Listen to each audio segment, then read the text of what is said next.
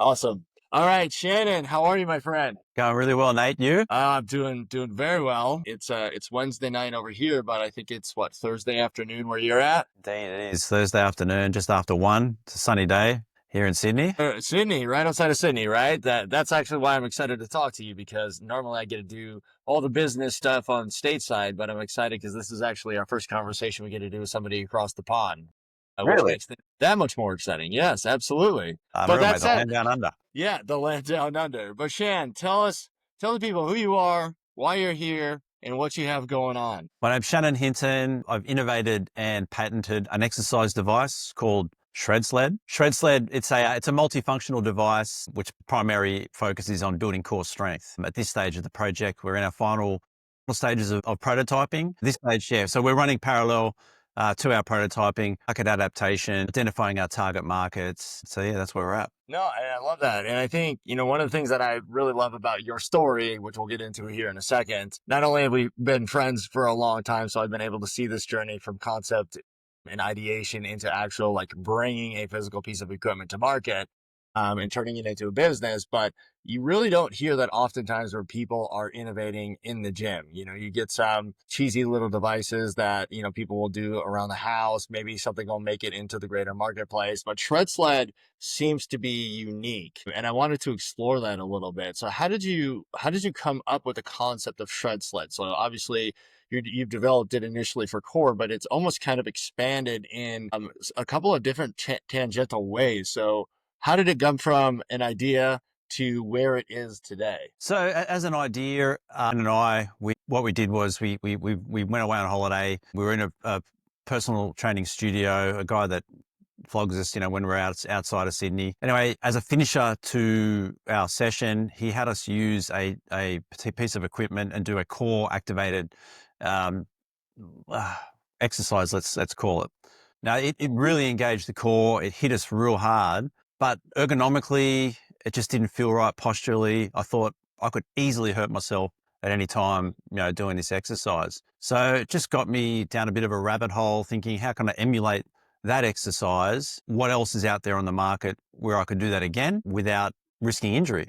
I couldn't find anything. So I started to have a little bit of playing around with bits and pieces of in my head, how can I do this, but also not make it a single use device. So did a little sketch up one day of how I thought the ShredSled was going to look, went down, trying to innovate something new. You got to try and think about how can I get this initial prototype and use it. So I came up with bits of D-grade foam, which is a high density foam, played around with angles, this and that and the rest of it, glued it all together, epoxy resin and fiberglass that's in a similar way you would do it to a surfboard. And then my first proof of concept was born. That's so cool. When you were kind of building it out, did you ever have that hesitation of like, this isn't going to work and you had to kind of refine things? Or were you like, I'm just going to make this work. I know it's going to be ugly and dirty, but I at least want to see the concept come to life in some sort of capacity. I knew I was gonna make it work. There's no doubt about that. How ugly it was going to be, I didn't care as long as it was functional, Yeah. and I could do the movements in which I had in my head. I Mhm. wasn't too concerned at all. So slapped it together. Actually, didn't turn out too bad. It was held up with a bit of duct tape here and there. Yeah. Mate, it did the job. Yeah. It ended up obviously engaging some commercial designers to bring it to its commercial aesthetic. So I wasn't too concerned about where I came from with it. Yeah, I want to talk about the commercial piece after this, but first, just the idea stage, because the saying goes, there's a thousand ideas out there for everyone that actually comes to the marketplace, and so just being able to take something, get it on a piece of paper. So at Habitual Growth, as an example, right, we kind of started the same way. I've got all these notebooks of these screenshots that we were doing. We've got some new pieces of functionality that are about to come out here in the next month or so that are just a complete revamp of the entire app. And so it all starts with that idea, but actually then taking it into a concept and moving it forward is something a lot of people don't take the time to do. And so just being able to, the fact that you sketched it is really impressive. And the fact that you're like, hey, I'm going to move this into this other kind of design area, but it started with this idea, if I'm getting you correct, that you're like, hey, I'm going to hurt myself, or this doesn't feel right with these exercises. I got to find a different way to do this. What was it about those exercises? Was it just flexibility? Was it age? Was it just general ergonomics? I mean, what was it that kind of led to this overall business idea? Well, it was ergonomics in terms of the device that we originally did the exercise with. It wasn't fit for purpose, let's say. The device that we used originally with our trainer, it wasn't fit for purpose. So that in itself was a bit of a red flag. It certainly got the core engagement, Mhm. but there was just that feeling that we were going to just hurt my back, hurt my hips, all the rest of it. So that sent me down that rabbit hole of how can I not only recreate that exercise in more of an ergonomic and posturally better way, how can I also add to that and make it a truly multifunctional device? Yeah, no, that's great because it's funny, Bree and I continue to build out our quote unquote home gym, if you will, and I want to do all these ab exercises out there, but we don't have what I would say is the right equipment. But I also don't want to get on, a dirty floor, or there's certain things that I can't do anymore at my age, and so everything that I watch you guys doing actually hits home for me. So going beyond of just an idea and turning it into a prototype for you, did you go out and kind of pull the marketplace first? And did you say, hey, are you having these sort of issues too? Or did you take the prototype, get it into some sort of working format, and then start taking it out to get that feedback? What we did was my initial prototype, Jen and I, we actually used it for, I'm going to say 8, 9, 10 months, possibly even close to a year, which was all part of, in our minds, proof of concept. Okay. Did we notice that we were having any benefit from it in terms of our baseline core strength? And we did. As I got probably about 6 to 7 months through that period, I went to see a physiotherapist that I know really well and said, listen, this is what I've been working on. Would you take a look at it and then give us any feedback and let us know if there's any red flags in your eyes as a physiotherapist, if there was any risk of injury, make sure ergonomically everything was fine. And he used it and he really loved it. That's awesome. And I Yeah. see you taking it out and about now. And I know you're well connected. We'll talk about some of the maybe the athletic conversations that you're having now. You're putting out a lot of really good content. You're filming a lot of work that you're doing in the gyms itself. But as you have kind of solicited more and more feedback, what has that been like when people first see it? What's their engagement with it? And then what does that do for you and Jen? Are you still refining? Are you still soliciting the feedback? Are you putting together programs? Like, how are you trying to expand this vision now? Look, at this point in time, we're going through market adaptation. So we're getting people to use that will use the ShredSled, getting that the feedback on the user experience, basically building that proof of concept. Will the market adopt our product? That's where we're at right now. We're trying to really broaden the scope of who is using it. We're trying to hit general population. We're trying to hit professional athletes, semi-professional athletes, elite athletes. The more we can prove the concept, the better it's going to be for us. Should we look for investors? They're going to want to know that basically the concept's proven. Or if we, approach the gym franchise models and say, hey, we're the ShredSled. We think you should buy one for every gym that's got a sled track. Why would we do that? What market research have you done? Where are you at? And what is the end goal? Where do you want to see ShredSled going? And then I'm going to take this back a little bit, and we'll kind of chunk this out in time. But 2 years from now, where do you think you guys are going to be with this? Well, my vision is that any gym that's got a functional space in terms of a sled track and whatnot, we'll have one in it. That's where we're focused on the stars. We're going for it. And I'm assuming it goes beyond the gym too, like at home.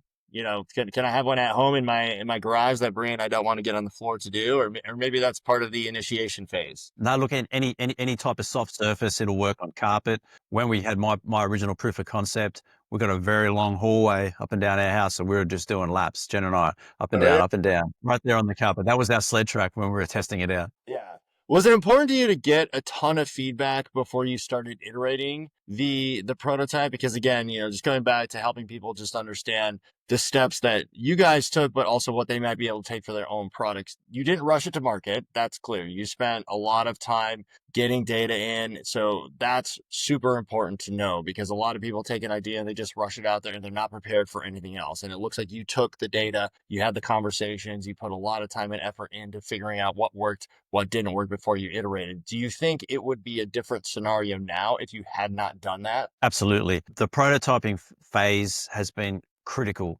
absolutely critical to get to where we are now. We believe we've got one more prototype left in us, and that will be our manufacturer ready prototype. Had we had not been as diligent through this process in terms of hitting those different markets in terms of elite athletes, general populations, and all the rest of it, it wouldn't have evolved.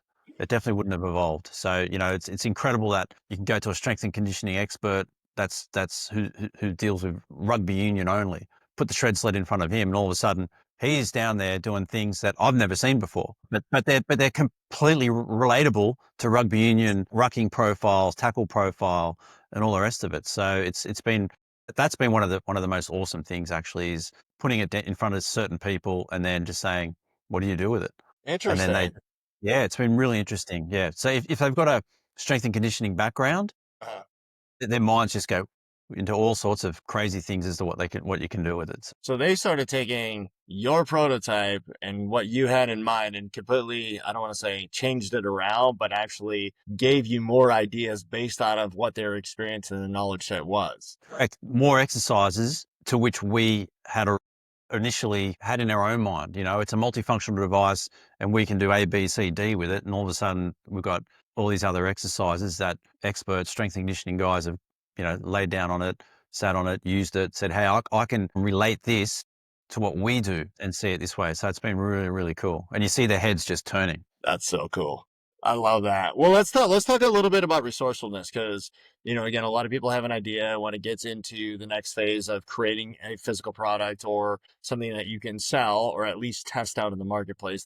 Let's call it the MVP, right? Your minimum viable product. The next phase is like getting in people's hands. So what did you guys have to do to make that happen? Did you just start calling random manufacturers? You mentioned epoxy at one point. So how did you turn it into the physical piece? Did you just do Google searches? Did you go ask a bunch of friends and tap your network? Like, what did that process actually look like for you? Well, like I said, at this stage, we're still very much in the final stages of prototyping. So our industrial designers, they've got the connections and the relationships in terms of prototyping, which is all small scale development. Yeah.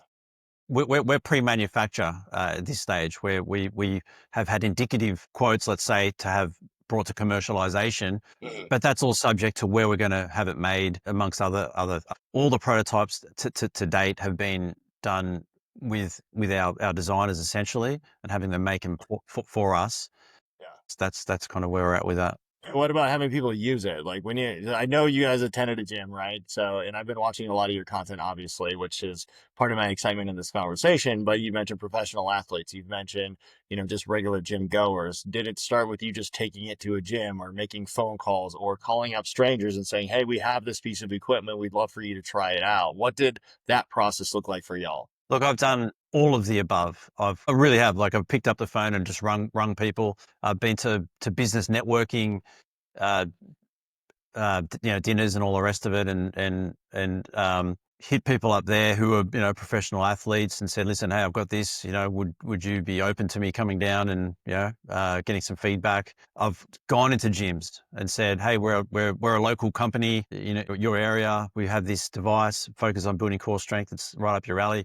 Would we be able to do some work with some of your members to get some feedback? Because it's all market research. We're just craving feedback. We're building that proof of concept.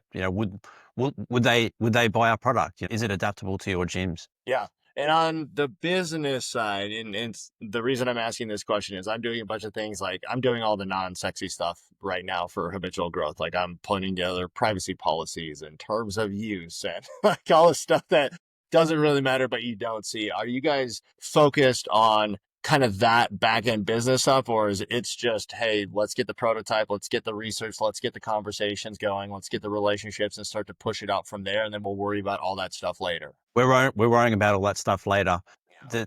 There's really no point in even looking for manufacturers at this stage, because we need to prove the concept. The concept's got to be there. It's got to be proven. Otherwise, we're wasting their time. We're wasting our time. Now, we believe the concept has been proven. Everybody's really enjoyed using the ShredSled, but that needs to be a very, very diligent process to make sure that we collect as much data as we can. And not only that, as I said, with the prototyping, as it's evolved with minor changes and all the rest of it, to bring something new, something novel to market, we want to make sure that when we get there, right, we've got the best version of it, and don't wish that we'd changed something. Don't wish that, darn it, I wish I could have done that. Because once we've got the molds, to have it made, that's going to be the product that goes to market.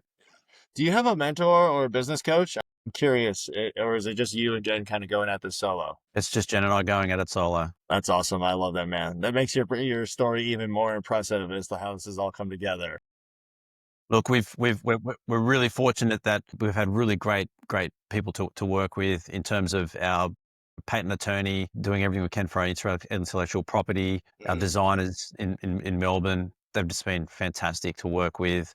And what they've come up with in terms of our commercial aesthetic has just been tremendous. We're so happy. What? So that's a great tangent because that was a thread I wanted to pull on. You obviously have known Bree and I for a long time. We have gone into business together, and that's not an easy thing. A lot of marriages, a lot of relationships don't want to take that step because it's a lot to navigate, right? You've got your full-time job, sometimes you have side hustles, you have a business you're developing, you've got a marriage, sometimes kids are involved, whatever it is. How do you and Jen balance maybe responsibilities of the business? How do you ensure your worlds aren't taken over by business itself and you're still making sure that you have a really strong core relationship at the heart of everything? Look, it's a really good question.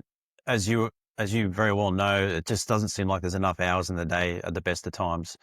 We sit down, we plan, we have a little sort of business meeting most Sunday mornings, at a set time, and we go through what my objectives are, what Jen's objectives are, tick off everything that we've done last week, and how do we fit that time into our together time to keep things moving? Well, you know what, you make it work. Jen's got her normal full-time job, I have my normal full-time job. I don't accept that this is a side hustle. This is, we've got published patents, and we've come a long way with development. So, but we still have our normal jobs, mate. We just make it work. We have to get up very early to be able to get our own physical exercise in. Because by the Mhm. time you get to work, get your day done, you're tired, and all the rest of it. Plus, then working on this aspects of this, in the evening or during the day. It's just really just making it work, making it work. Yeah, you Have just you find a way. guys, when you really started this journey, do you feel like you're gaining more and more momentum because you're seeing more progress, you're getting more feedback? Do you feel more energized now? And the reason I'm asking the question is, you mentioned like we got to get up early, we need more hours in the day, but we're going to make sure we have, we're attentive to our full-time jobs, but at the same time, this isn't a side hustle. This is a real business we are working on. We're committed to it. So these are the hours, these are the things we're going to do. So, is this something that you're just like overly excited about because you've been doing it and you're like, no, this is a reality and it's, getting more and more people engaged and excited? It's definitely reality. And what drives us is the feedback we're getting on the user experience and how responsive people are to the ShredSled and the benefits that they are feeling and seeing.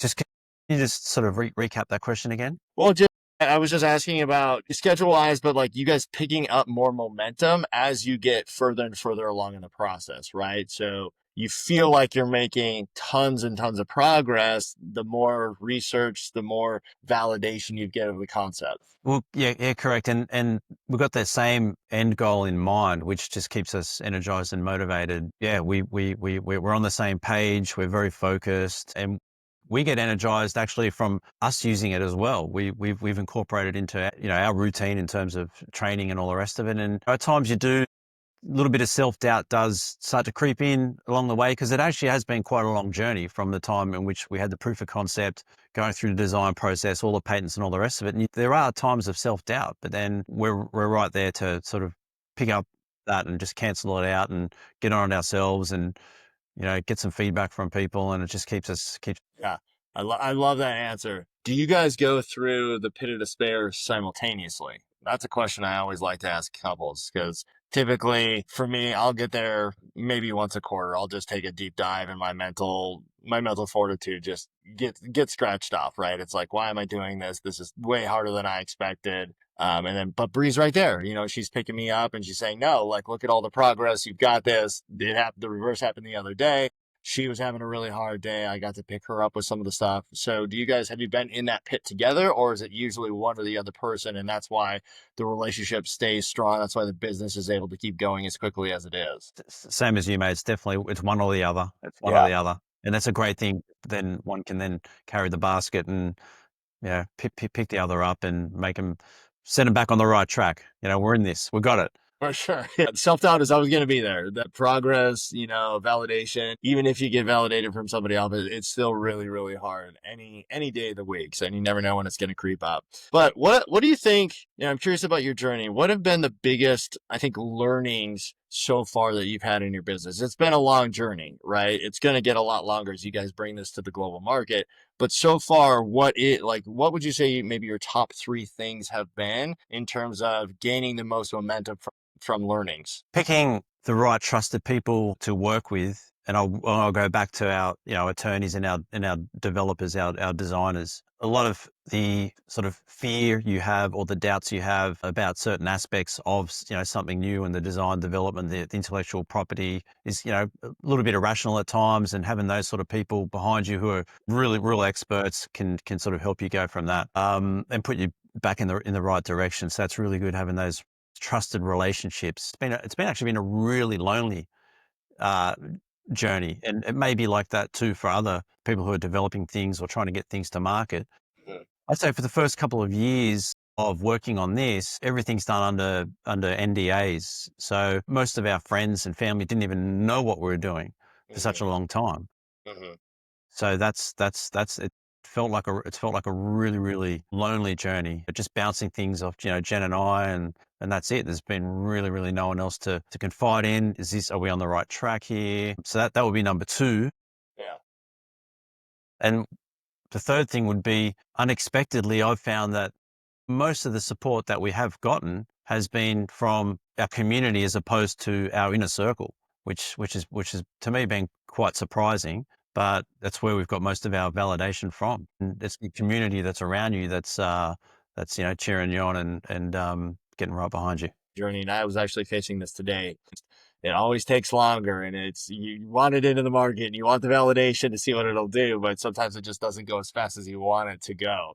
Have you guys had like an aha moment? And where I'm going with this is like when you're in that lonely period and you get the prototype out and you're gonna introduce it to somebody for the first time, and it was like you get it in their hands and they start doing something with it, and it's like they think it's okay too, right? It's like the pressure's off, but you also get to talk about it, so you get to articulate your points, you get to communicate to somebody, all the benefits of everything that was kind of in your mind. Have you had anything like that where it's just this big, like, yes, like this is it. I feel like just took this big leap forward because we did this thing. Yeah, I feel like that when we got our current prototype, we thought was our manufacturer ready prototype, but we've just got one more in us that had all the functionality that we'd hoped for, band attachments and all the rest of it. So our previous prototypes didn't have the extra functionality. So once we could then have people use what we thought was our market ready prototype, our existing prototype, that's when all of a sudden, snap, all these extra little things people were doing with it, which they couldn't do on previous prototypes.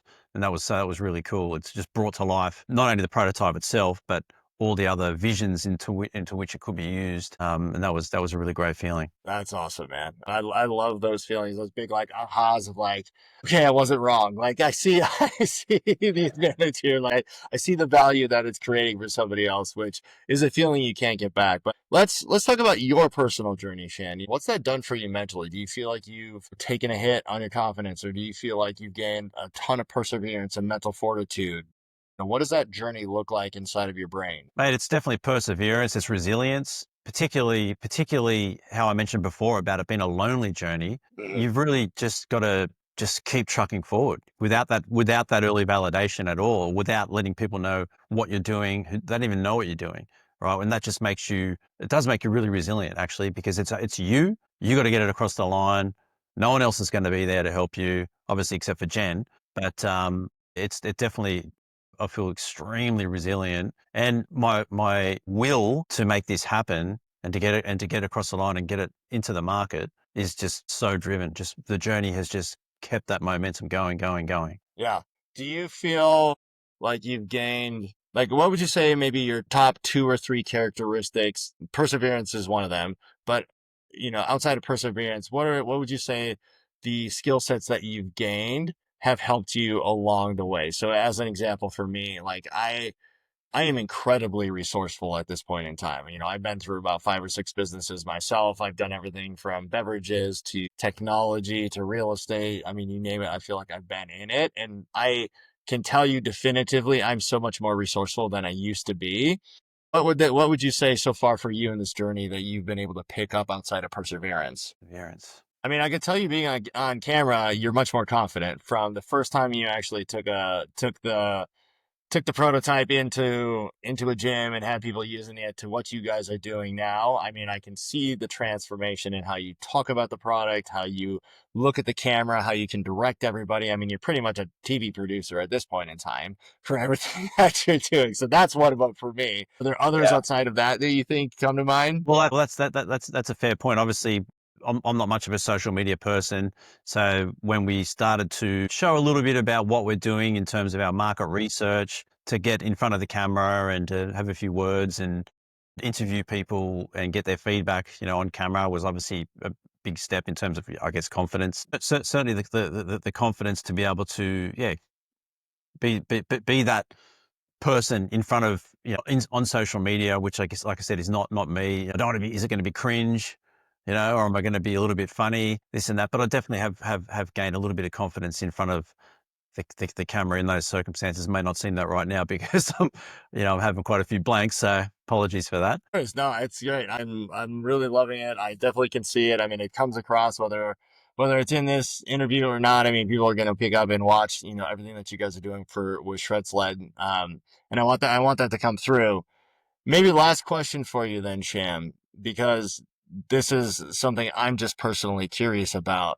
But what would be your maybe top 2 or 3 shareable items to give to people that are thinking about an idea? What would you have them do? What did you learn that you would have said, hey, I would have done this earlier, or I wish I maybe had done this thing different over here? What would you recommend to people that are just starting maybe at this ideation phase? I think just do a lot of research in terms of what's already out there, where you would be in the market. Is it novel? Is it not? And if it is, or you think it is, again, finding those people to work with. How do I get that to a commercialized vision is really important, because the design in itself is a long journey, particularly with the ShredSled, just getting it from that proof of concept prototype, which I had made, and then evolving to something which looks like it should be, in a gym and functions, like it should be in a gym is a hell of a journey. And you just got to do your background research and see what's out there and is it viable.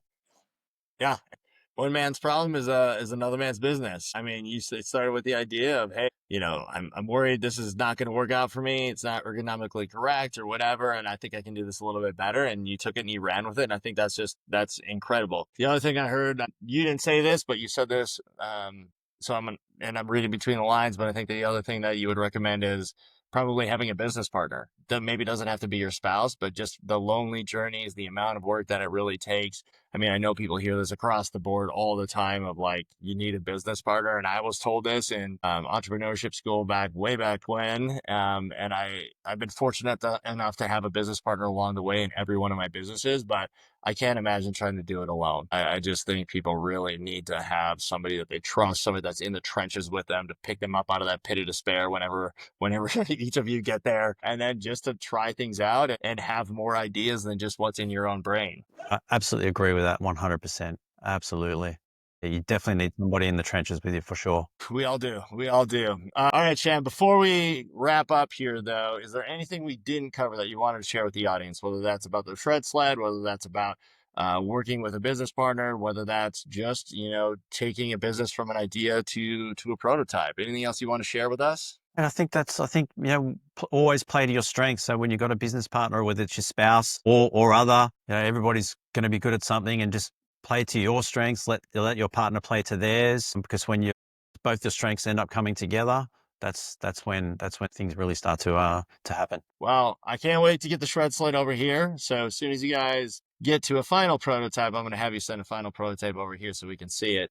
And then who knows, there could be some synergies between habitual growth and ShredSled to really enhance this and keep it moving forward. But either way, we're super excited for you guys. Thank you for your time, Shan. This has been incredible. And we are loving the journey, watching it from afar. Thank you, mate. Thank you so much for having me. It's wonderful to talk to you. Cheers. Absolutely. We'll talk soon. Thank you, mate. All right, cheers. Bye. Hey, thanks for being here. If today sparked something in you, don't let it stop here. Hit subscribe so you don't miss any future episodes from Habitual Growth. When you subscribe, You'll constantly be in the know and always feeling your growth.